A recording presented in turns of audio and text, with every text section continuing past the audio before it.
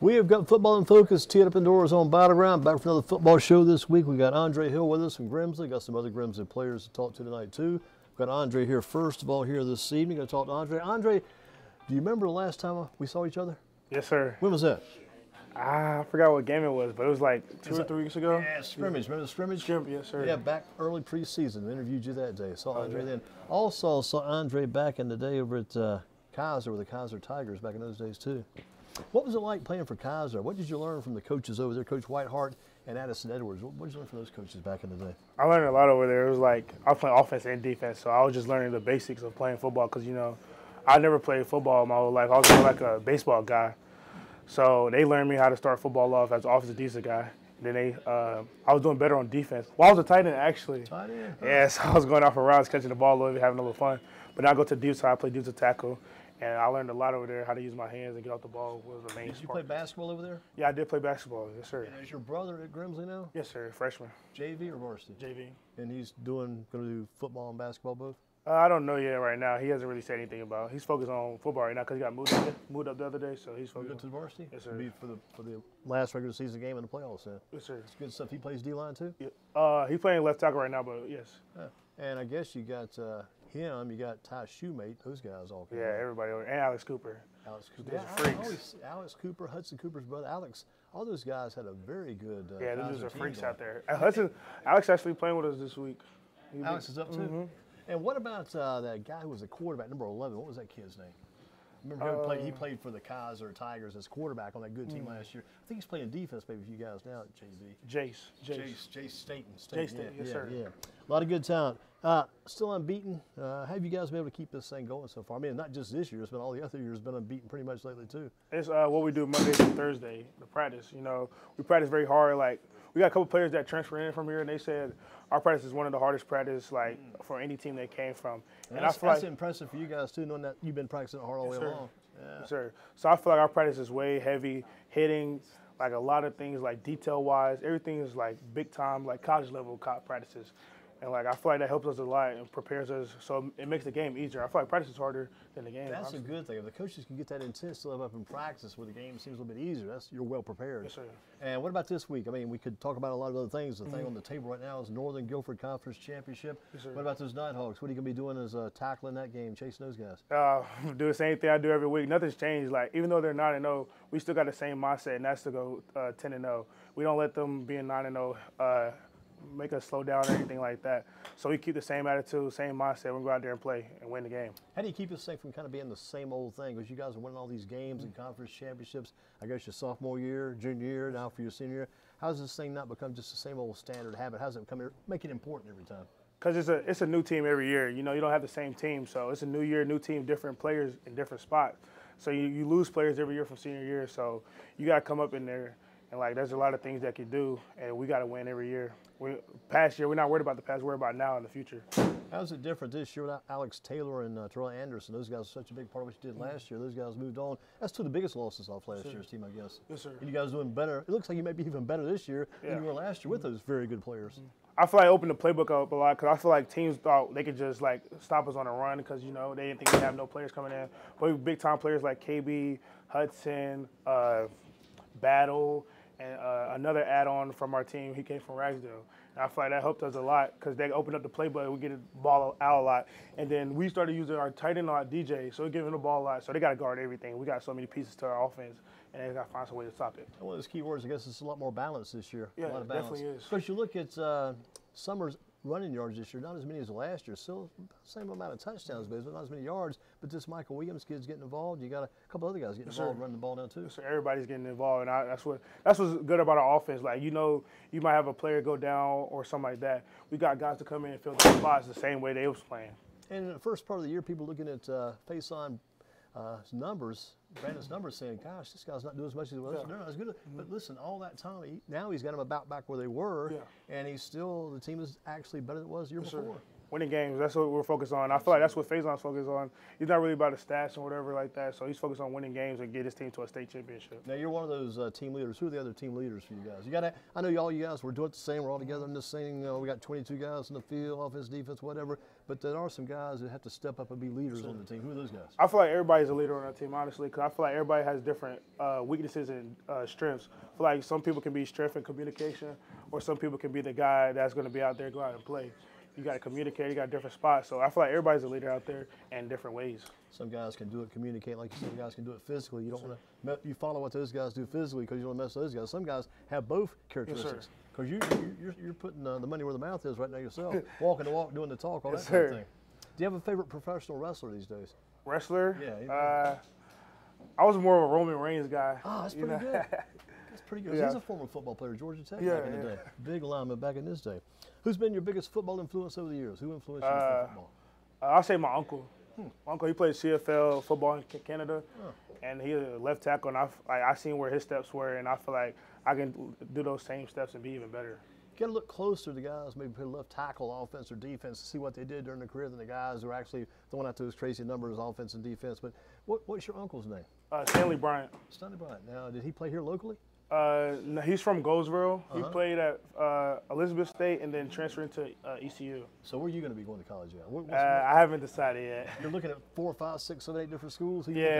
I'm looking at South Carolina State, A&T, Dartmouth, Cornell, a bunch of other places, A&T, Allen University, and a lot of places, Temple. Well, if you got Dartmouth or Cornell wearing their sweatshirt around, that would say something on that. You want to be big time.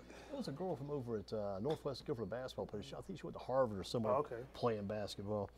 You talked about your uncle being influenced. How do you keep getting better in the classroom and on the field? How do you keep getting better? Because you reach a certain stage, and I'm doing pretty good. I'm a senior. I've done all I can do. I'm going to keep playing the games. It'll take care of itself. How do you keep getting better? My parents push me a lot. Like they don't like to see me fall down and just be complacent.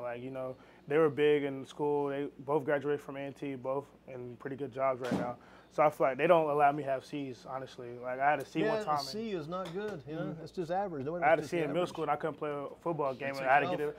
No, I didn't take me off, but I had to get that grade up before the game started. I wasn't going to play, so they're really hard on my grades. Who have been the football influences over years as far as players go? So if you had to pick the best player to come out of Grimsley over the years, who would you put your money on? That's a hard answer because I learned different things from a lot of guys. So, I mean. One I was really close with was Jamal. He just left not too long ago. So I learned a lot from him. Yes, sir. Because I was really close to him a lot. Is he still doing Georgia? Yes, sir. Good deal. What about other players maybe you didn't play on the same team with, but maybe were influences? Maybe some of the better Grimsley players that came through there over the years, looking back at those guys. I don't know who. I'll throw one out there. I'll give you his initials. DJ Reader. There you go. You guessed it. There you go. Detroit Lions. Yeah, no doubt about that. Detroit Lions is making very good money and doing a very good job. And some others over the years, talk about a few other players. You had, at one time, believe it or not, Keenan Allen played 1 year for Grimsley a long time ago. Had a guy named Delton Hall, defensive back for the Steelers, came out of Grimsley. Okay. And another guy, so we can't leave, if we leave this guy out, he hears about it, he'll probably kill us, but he probably is not killing people because he's taking it easy. Ethan Albright, remember Coach Albright? Yeah, Coach Albright, yeah. He played 17 years in the pros as a long snapper. Quite the job, good money there. What's the best college football team in the country these days, in your opinion? Who's the best college football team? Best college football team, that's hard. Ohio State, they're really up there right now. They're going crazy. Ohio State, but Oregon, their offense, their passing game is kind of killing right now. And then I think all the teams in the SEC could beat all of them anyway, even though they're having a bad day some days, the SEC. Let's see here. What about if you could take Coach Darrell Brown, put him on the football field in a position, what position do you play Coach Brown at, and some things you would do with Coach Brown when he's on the field if you're coaching him, and some things you have him doing? I feel like he'd be a linebacker, you know.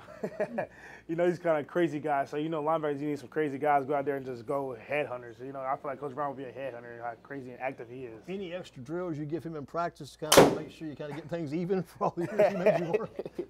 I'll make him do board drill. Is that driving the yes, sir. That's two people in front of each other on the board. You got whoever wins that side of the line wins. Remember we used to have this practice dummy, you drive it down the board, that type of thing. Hey, those board drills are kind of tough, especially if it's a thin board because you only got so much room to work with. Now, this is a question will probably apply. Maybe I can kind of rephrase it somewhat. Have you ever heard of GreensboroSports.com before tonight? I guess you have. Yeah, because you remember all the way back in Kaiser back in those days. Yes, sir. Man, you remember DJ Reed, Travis Shaw, all those Kaiser guys? Yes, sir. I guess those guys are kind of role models for you too. Yeah, they were. Yes, sir. Because you watched Travis Shaw. Remember, he played quarterback for Kaiser back Yeah. in the day. Used to watch that guy play quarterback. Did he play running back a little bit too? I think he played running back a little bit. DJ did. Yeah. They Okay, put one of DJ at running back. It didn't work for some reason. I don't know. I guess they didn't have. I guess he was so big they had Yeah. a lineman to block for him. That was when Coach Coria was there. Yeah. David Oh, Coria okay. back in the day, and DJ was at running back, and he was tough to bring down. And Yeah. like I say, Travis Shaw at quarterback. Travis was just a good athlete. Yeah, he was all around. He Yeah. played basketball like crazy. And DJ, man, basketball DJ, unreal. DJ baseball. Yeah, baseball. Yeah, I heard he was Clemson. Clemson, yeah. and he played football and baseball both. He was a baseball player and third baseman, Pitcher, yeah. and first baseman. Total talent. Your favorite pregame meal before the Northern Guilford game? What do you have for the pregame meal? My favorite pregame meal, I'll say one of these people come like every few games this year, and they like give us grilled chicken, greens, beans, like a little soulful meal, and that grilled chicken is really good. And I like that. Yeah. And healthy too. Yeah, That's one of healthy. those things that tastes good, looks good, and even Yes, is sir. good for you.